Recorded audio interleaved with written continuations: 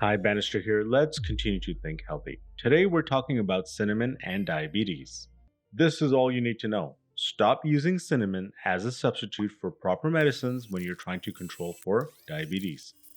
There's a lot of research out there showing that cinnamon does not cause dramatic reductions in your A1C. I want you to understand that cinnamon does not reduce blood sugars. The research that was used to say cinnamon is good, that's all wrong. In fact, the amount of risk that you're putting to your liver far outweighs any good that may come from cinnamon. So, what works? Exercise works. A good diet works.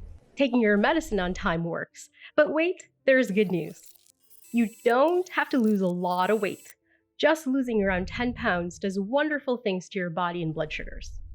There you have it. Lose 10 pounds and leave that cinnamon for your bun.